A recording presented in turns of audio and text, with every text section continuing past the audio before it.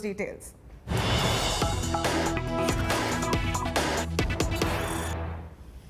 Some more big news on this. The Ministry of IT sources on Ravi Shankar Prasad's Twitter account says that it's being locked. Twitter did not provide notices on the issue as rules stipulate. In fact, the account was restricted and unlocked without any information. The ministry sources say the minister retweeted some interviews that he had given recently. One of the first interviews was by India Today TV. In fact, this is what Ministry of the IT Ministry sources tell us, that Twitter have not provided any notices in the past. Well, it could be that the platform itself has a copyrights law very strong, where the algorithm of their platform catches any content that violates copyrights. But nonetheless, the Twitter platform also very clearly says that. All right, let me cut across to Amit Malviya joining us. More details on that. Mr. Malviya, here's Twitter blocking off IT Minister Ravi Shankar Prasad's account for about an hour, claiming that his content violated Copyrights Act in the USA.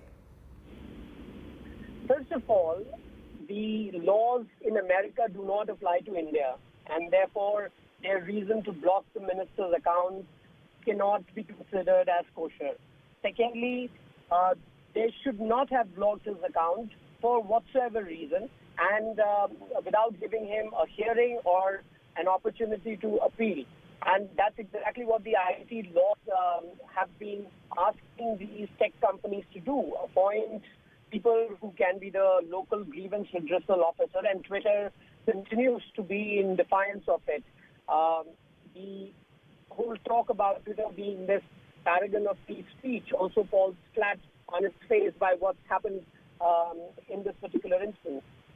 Well, you have people saying that this is not minister-specific. This is an inherent problem that Twitter constantly pulls up accounts that have allegedly violated copyrights, but does not give them any justification to why their account was blocked. It says multiple violations, but there have been no notice in the past as well. People many times have complained of similar restriction. If similar things have happened in the past, as detractors seem to be claiming, then in that case, there is all the more reason to ensure that these companies comply with the IT rules that the government has put in place, because it is too much of unilateralism. It is going beyond the laws of the land, and that shouldn't be acceptable to anybody. Right. Mr. Ravi Shankar Prasad has insinuated that this is a way that Twitter is trying to arm twist their way through to not comply with the law of the land. All I would say is that Twitter does not have an option in this matter. They will have to comply with the laws of the land.